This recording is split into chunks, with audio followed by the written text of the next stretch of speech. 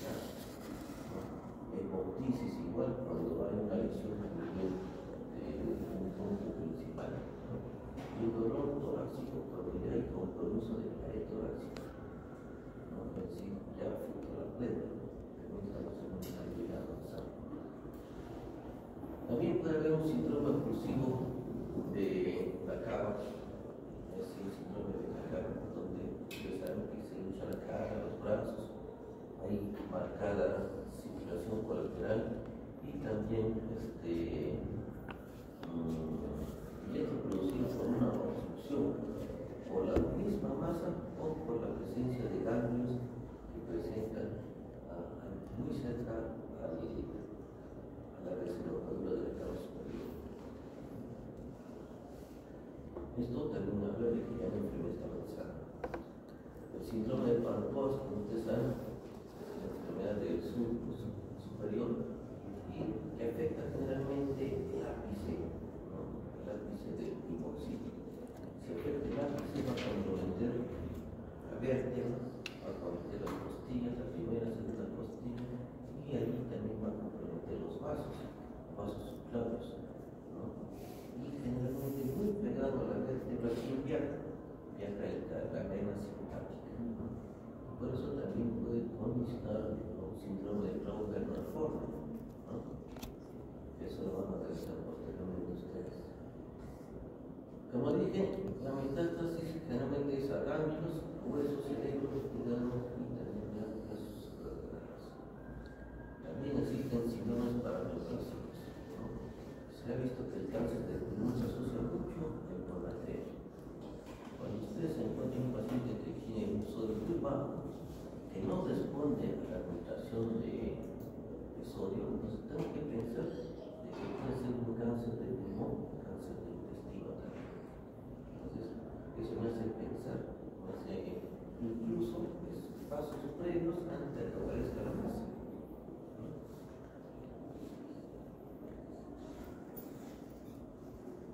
Hay que ver este paciente si tiene disnea, no hay un problema cardiopulmonar, tengo que pensar que si acá pasa los problemas respiratorios propiamente dicho.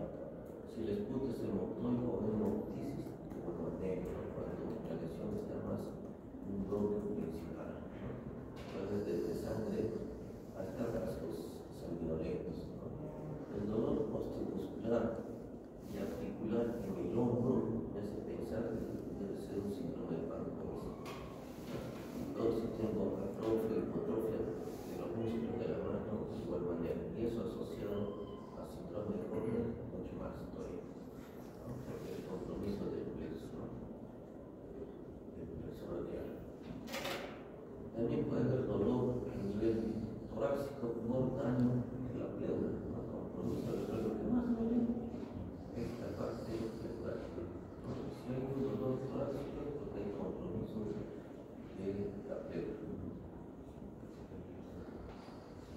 Puede haber también un tratamiento pleural unilateral, ya cuando la enfermedad avanzada puede ser hasta bilateral e incluso comprometer el pericardio. Puede haber disfonía, disfagia, cuando ya el pulmón hay un cambio de medio. La disfonía, cuando ustedes saben cuando es comprometido el pericardio. Una oportunidad que no es una paciente que operamos en válvula mitral, todo iba bien, pero a los meses a su control empezó con ronqueras, le pedimos una tomografía y había una lesión de pulmón que comprometía el periodismo, por desgracia la enfermedad había avanzado. Había aumento también del tamaño del hígado, el hígado se puede encontrar muy duro, muy pequeño, ¿no? Y también puede el síndrome de Horner que les conté, el síndrome de Pantoja, también el síndrome de vena cava superior, ¿no? Los dedos en palillo de tambor también son importantes. Pensar que un paciente que nunca ha tenido desde su nacimiento estas sintomatologías, estos signos que aparezcan en un tiempo dado, tengo que pensar que probablemente esté asociado a esto, la pérdida de peso, malestar, mialgias, astenia, son síntomas específicos que también me pueden hacer pensar, ¿no? Como les comenté, síntomas paraneoplásicos también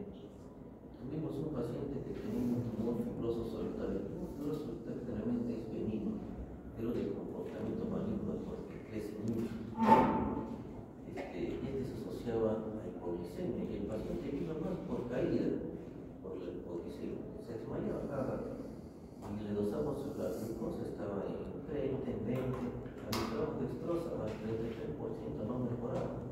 Seguía con condiciones, se le tocó una placa radiográfica, se le puso un tumor gigante en medio tiempo.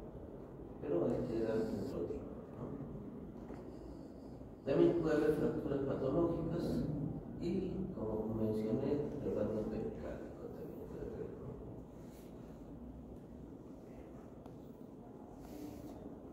Radiológicamente, la placa puede estar normal.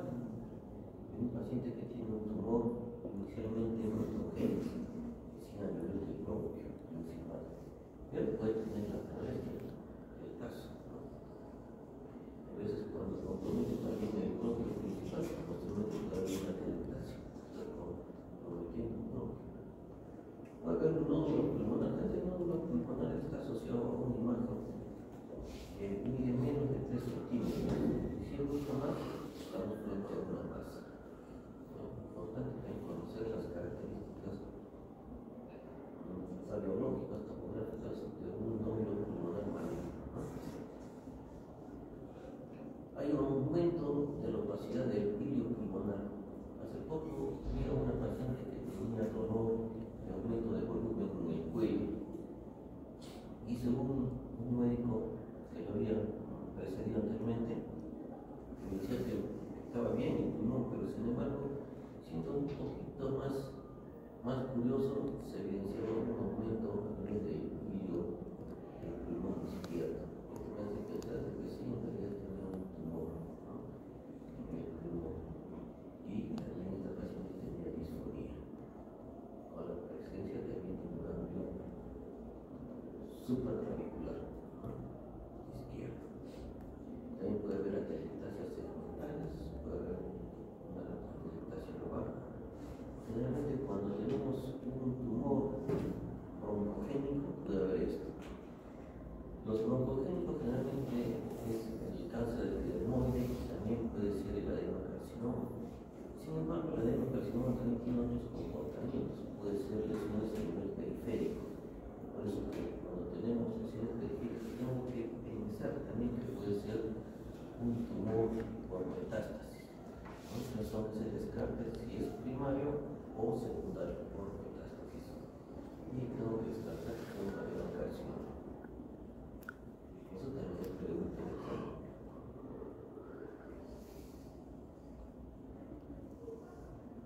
Puede haber imagen de neumonía cuando hay compromiso de bronquio y hay una obstrucción severa del bronquio, puede asociarse a una neumonía por secreción, por un hongo que se junta de distancia y posteriormente una neumonía.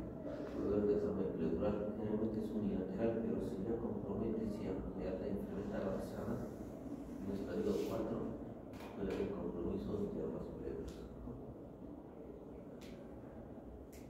Los tumores también se observan. Generalmente a veces inicialmente encontramos una masa y después se va necrosando y encontramos presencia de aire. Y estos incluso se pueden observar. Y esto es muy frecuente en la adenocarcinoma también. Cuando tenemos un tumor que se necrosa, hay que pensar que realmente puede ser un adenocarcinoma. También es pregunta de examen. Puede haber hiperradiaciones y zonas de hiperinsuflación. Esto quiere decir que como el tumor está tapando al bronquio, entonces actúa de manera de válvula, solo permite el ingreso de aire, pero la salida no, está dificultada. Eso que condiciona que el aire aumente el parénquima. Un pulmón hiperinsuflado, un pulmón más negro se debe evidenciar. Hay opacidad apical cuando tenemos una enfermedad de pancreas, también puede haber lisis de costilla, también lisis de la columna. Hay un ensanchamiento mediastinal, ¿no?, que se asocia a mayor compromiso o a mayor estadiaje de la enfermedad. Es una imagen tomográfica de un cáncer de pulmón. Nosotros tenemos una ventana pulmonar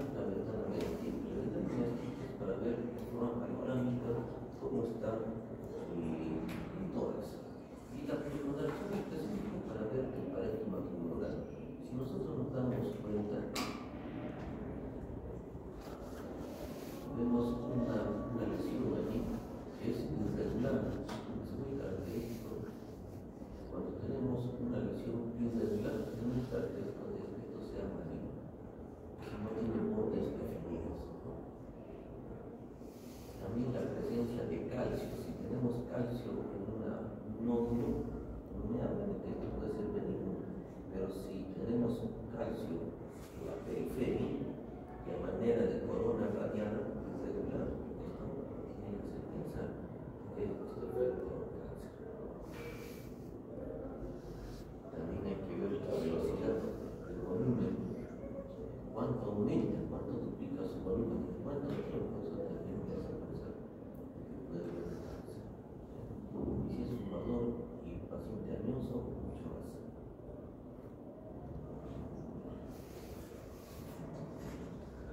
Es un PET scan. ¿Qué es lo ultimito que ha salido para poder determinar el estadio? Se usa generalmente glucosa marcada para nosotros, y a través de la glucosa podemos ver dónde hay más hipermetabolismo. Entonces podemos determinar que este paciente probablemente tiene un cáncer. Acá también puede ver sus años y con su hueso y metástasis también, muy importante. Esto nos sirve mucho para determinar un estadio prequirúrgico, pretratamiento, para poder saber qué podemos hacer con el paciente. En una radiografía podemos ver la elevación del diafragma. ¿Listo? ¿Por qué? Porque se compromete el diafragma. Eso quiere decir que también ya hay compromiso de medias de la más avanzada. Hay lesión de la costilla y también de la vértebra. También si se asocia con una lesión del pulmón, tengo que pensar que puede ser un cáncer de pulmón. Hay una masa, un nódulo que va creciendo con los días. Eso también tiene que ser pensar de que un engrosamiento tubular de igual manera. ¿Qué puede asociarse o no a derrame pleural? Engrosamiento de las paredes del bronquio de igual manera. A veces nosotros podemos en una radiografía ver una imagen radiolúcida de la vía aérea. El aire se puede evidenciar, pero si en esa zona vemos un engrosamiento de la pared bronquial, hay que pensar que probablemente tenemos frente a un tumor endobronquial. Puede haber también por ejemplo una impactación del moco, una imagen de la ectasia. Generalmente es muy curioso la ectasia, se ve la paracapacidad sin la presencia de broncograma aéreo. Hay muchas neumonías donde sí se puede evidenciar el broncograma aéreo. No es la diferencia radiológica.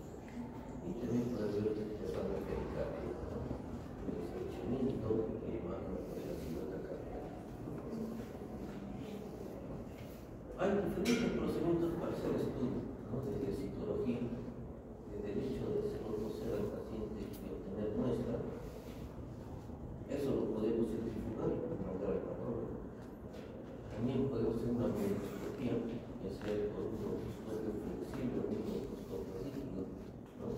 Miramos la lesión, no encontramos lesión, hacemos un lavado con suero fisiológico y ese contenido lo mandamos a estudiar. También puede haber una biopsia transtorácica si tenemos la lesión que está muy periférica, no hay parénquima cercano, podemos a través de un truco, poder también tomar muestra. A través de un estudio de fluoroscopía o tomografía también se puede tomar muestra de la masa. La mediastinoscopía también se puede hacer. Hacemos un corte a la supraesternal y por ahí empezamos un tubo y podemos obtener muestras sanas y esto se puede estudiar. También podemos hacer una cirugía tipo VATS con cortes pequeñitos y tomar una muestra de lesión de tejido. Realmente el pulmón cuando tiene un cáncer se ve como una zona umbilical, ¿ya? Se hunde y se arruga.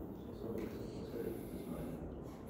A través de una endoscopía podemos ingresar un ecógrafo, que es el IMUS. A través de esto podemos determinar si en el hilio o en la pared del bronquio hay un cambio. Y si identificamos el cambio, podemos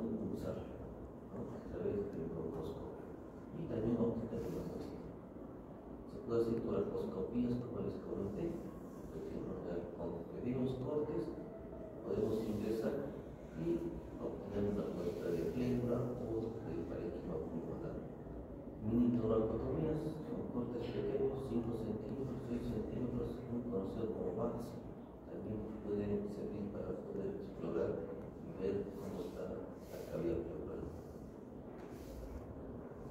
Las toraconcentesis también son importantes. Si tenemos un paciente que tiene un tamaño pleural, tomamos una muestra, la mayor cantidad, supongamos 1000 centímetros, y eso lo centrifugamos y lo mandamos para un PAP, y de esa manera podemos determinar. Hay veces no siempre sale positivo, solamente sale positivo hasta un 30%. No es muy fiable. Si sale negativo, nunca hay que pensar de que esto es o descarta un cáncer, ¿no? Igual también cuando nosotros tenemos una broncoscopia, empezamos con el broncoscopio, no encontramos lesión, hacemos el lavado bronquial, no encontramos lesión y aseguramos al paciente que no hay nada. No puede ser así, porque puede haber un tumor, una lesión que sea nunca idéntica, que no llegue al rostro o no llegue el broncoscopio. Entonces, de esa manera podemos estar equivocados en el diagnóstico. Cuando también tenemos casamas pleurales y no se hace una toracoscopía, se puede a través de una aguja, como una cuña, rascar la pleura, se ingresa y se rasca, y de esa manera también podemos obtener una biopsia de esta manera llegar al diagnóstico. Entonces hay diferentes procedimientos que podemos hacer. Ahí tenemos un tumor endobronquial que está comprimiendo. A esto podemos incluso entrar con un broncoscopio rígido y hay veces con el broncoscopio portable, sacar la masa y cauterizar las zonas sangrantes, porque si empieza a sangrar podemos tener una parada respiratoria, eso es un problema. Esto es para ver la endoscopía, el IBUS, para ver un ultrasonido endobronquial. Podemos identificar dónde se encuentran los ganglios y pulsar la pared del bronquio y obtener una muestra. Por desgracia, cuando ya hay cambio a nivel de mediastino, para traqueales o infracarinales, entonces ya también vamos a tener un estadio un dato más avanzado de la enfermedad, un estadio 12 de la garganta. Para evaluar la estratificación del estadial, no se toma en cuenta el TNM, el TX, en donde no se puede identificar la masa, no se puede identificar, pero a través de un lavado bronquial se han identificado células neoplásicas, ¿no? El T1, cuando el tumor es menos de 3 centímetros, está rodeado de tejido parenquimal, es decir, no se acerca mucho a la pleura, está rodeado de tejido parenquimal y generalmente está un tanto más alejado del bronquio principal. El T2, cuando ya ha invadido parte de la pleura, este tumor es más de 3 centímetros y está a menos, no llega, cuando mucho puede llegar a 2 centímetros de la cavidad. El T3, cuando el tumor es mucho más grande, puede llegar a 5 o 7 centímetros. Cuando compromete ya el diafragma, compromete la pleura, es decir, está mucho más periférico, incluso ya toca la pared del tórax, ¿no? Pero no compromete otras estructuras, puede llegar a pericardio, pero no comprometer al corazón o a los grandes vasos. En el T4, cuando ya comprometió estructuras muy importantes, como la tráquea, el corazón, los grandes vasos, o envuelve a los grandes vasos, incluso cuando ya invadió los pulmones también.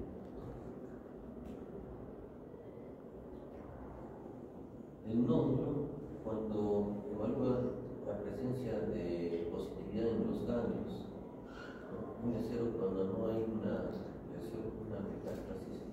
N1 cuando llega solo al hilio del parénquima pulmonar. N2 cuando ya invadió el mediastino, pero generalmente el mediastino como lateral del mismo lado.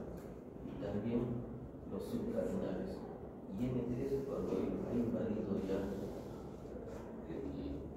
el glio contralateral y también ganglios a nivel supraclavicular o del escaleno. El paciente que les comentaba tenía un ganglio supraclavicular, no estaba ya en M3, poco avanzado de enfermedad. Y aquí para ver si hay metástasis, ¿no? M1 si hay metástasis demostrable, ¿no? Según esto salen los estadios. El estadio 0 cuando está en un cáncer in situ. 1A cuando es un T1 con nada de metástasis. 1B cuando está en el T2, pero tampoco hay ganglios. Y acá la diferencia es el 2, cuando ya hay la presencia de ganglios, pero ganglios en su hilo. Es un T1 con ganglios en el 2B, cuando tenemos un T2 con presencia de ganglios en su hilo. El T3A, cuando ya invadió el mediastino, pero de su lado, ¿no? Y también tiene ganglios subcardinales. Pues un T1 cuando hay N2 o un T2 con N2 también, ¿no? Y el estadio 3B cuando ya hay mayor invasión, cuando ya los ganglios son el otro hilo o también supraclaviculares o interestales, ¿no? Cuando hay un N3. En el estadio 4 cuando ya tenemos metástasis, ¿no? Según eso podemos nosotros precisar qué podemos hacer por nuestro paciente, ¿no? En qué tratamiento, qué le podemos ofrecer a nuestro paciente. Realmente hay cierto grado de curación cuando tenemos un estadio menos avanzado, ¿no? Un estadio 1, un estadio 2, que son curables, pero un estadio 3 ya es o un poco más seria la cosa, donde la sobrevida a los 5 años es menor, ¿no? Entonces la cirugía está dado para los estadios más iniciales. La cirugía es la indicación de un tumor de células no pequeñas. Cuando tenemos células pequeñas, la cirugía no es la indicación porque estas células pequeñas crecen muy rápido y esto da lugar a que la lesión, cuando ya hagamos un diagnóstico, está muy avanzada. Entonces no nos da lugar para que lo creemos. Siempre la indicación es la quimioterapia, no hay otra. Inicialmente van a responder en forma adecuada a la quimioterapia y posteriormente también ya se vuelve un poco resistente al tratamiento. Pero en las tumores de células no pequeñas, la indicación de la cirugía incluso puede curar la enfermedad en estadios iniciales, ¿no? Por eso la indicación clínica está dando en estadio 1, 2 y también en algunos casos de 3A.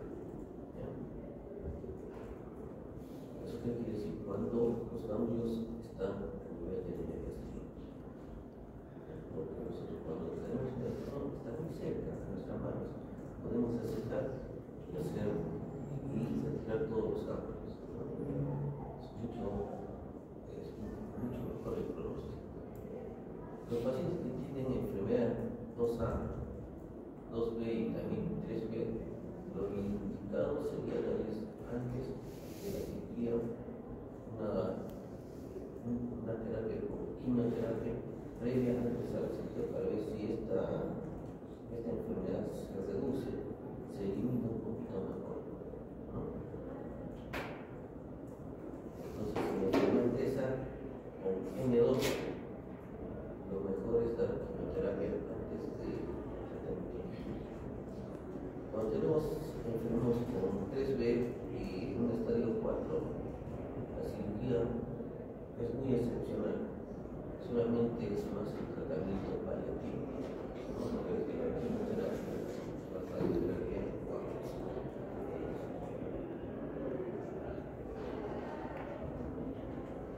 Para que miren los estadiales de la sobrevida.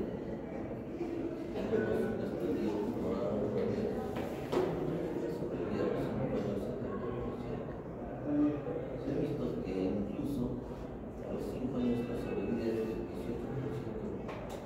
No es avanzadas, pero cuando aumentamos esto, la quimioterapia y la radioterapia, solamente aumenta 1 o 2% de sobrevida. Es decir, que el tipo de cáncer no sirve mucho la quimioterapia ni la radioterapia. Nosotros tenemos pacientes, tenemos una doctora que operamos hicimos diagnóstico a lo que también con elevación de la unidad y estadista. La más de 5 años está muy bien la doctora.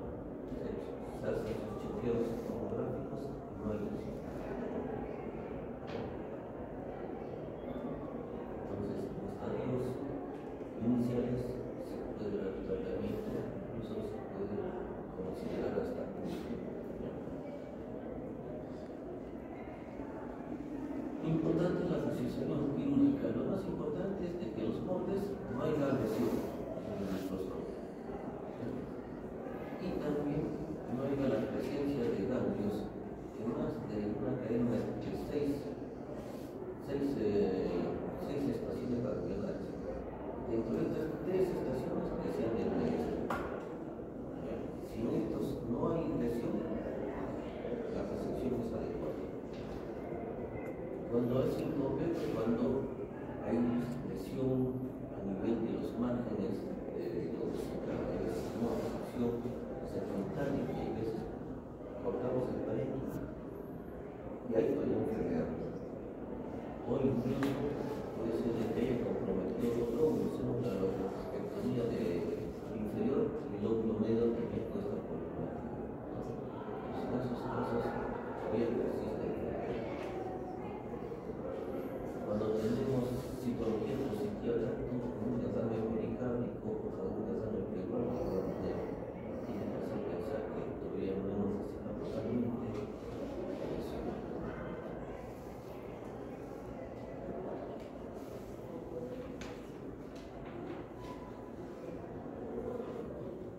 Entonces, la cirugía de la indicación en el tumor de células no pequeñas es incluso curativo por el virus en estadios iniciales. Lo mejor es la lobectomía, es la cirugía clásica y esta cura por la lobectomía. Sin embargo, en algunos casos se puede llegar a la pneumonectomía, en casos excepcionales cuando compromete un bronquio principal. Pero es limitar mucho, es como aumentar la estabilidad del paciente. La resección segmentaria no es muy ideal porque podemos dar margen a que pueda existir todavía un tumor. Sin embargo, la resección segmentaria se puede dar a un paciente muy añoso o que también tenga poca capacidad funcional, es decir, tenga un EPOC y el otro pulmón también esté afectado. Y hacer una lobectomía no sería muy hábil porque lo estaríamos matando al paciente. En caso de tumores endobronquiales, se puede hacer broncoplastías. ¿En qué consiste? Identificamos a través del broncoscopio, a través de la tomografía, dónde se encuentra la lesión y podemos hacer la resección de ese segmento de bronquio.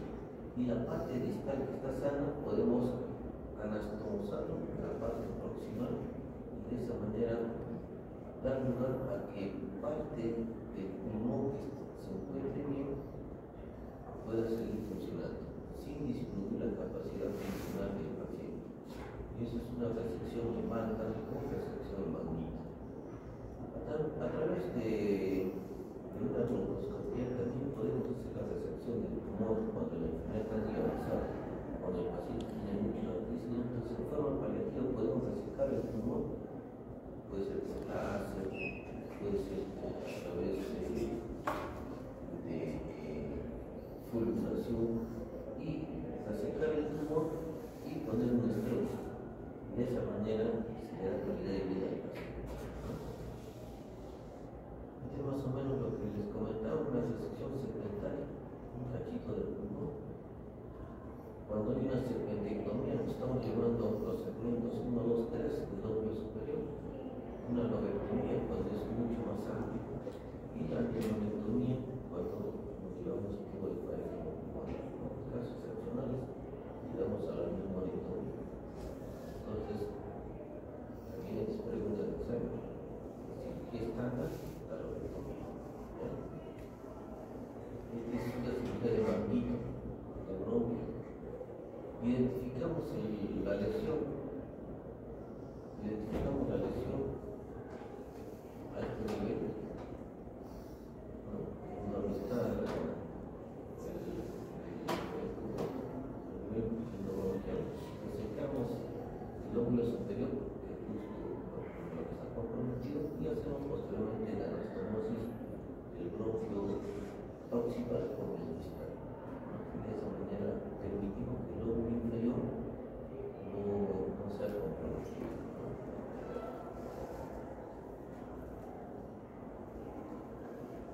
En el abordaje endobronquial mediante broncoescopía se pueden realizar diferentes procedimientos para disminuir el tamaño del tumor o encefalograma.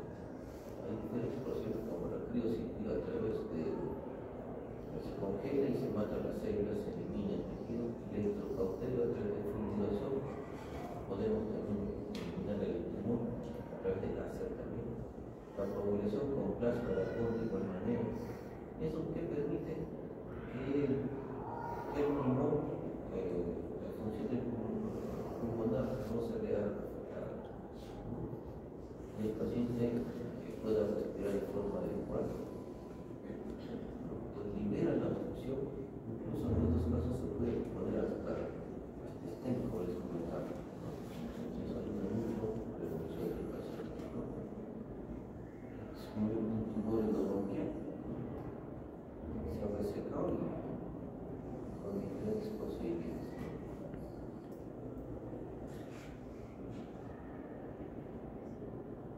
Lo mismo a través de la tomografía podemos ver la lesión y compromete la luz del bronquio. La prevención consiste en disminuir el hábito de fumar. Como ya sabemos, la causa más frecuente es el cigarrillo. Disminuir el hábito de fumar es importante. Disminuir el contacto con sustancias cancerígenas, ¿no?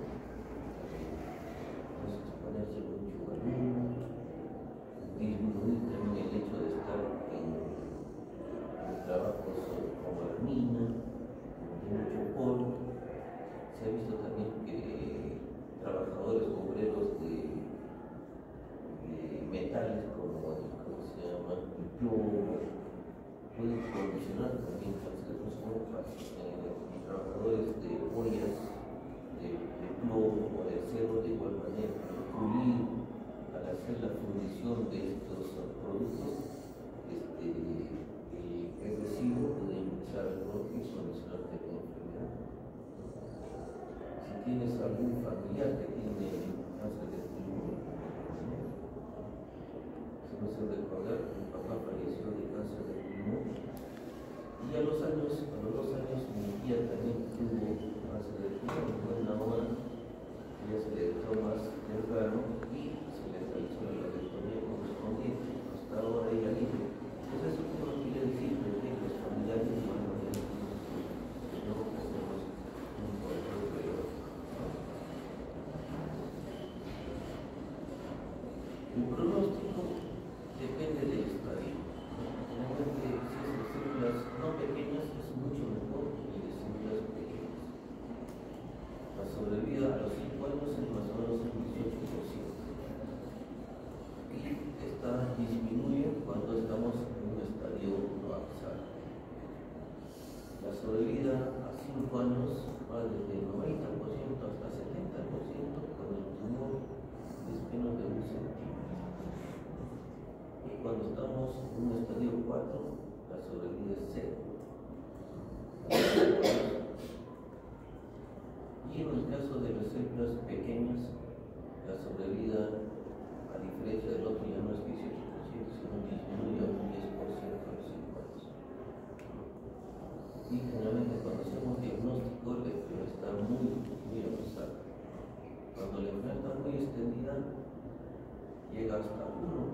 peso de los cirujanos.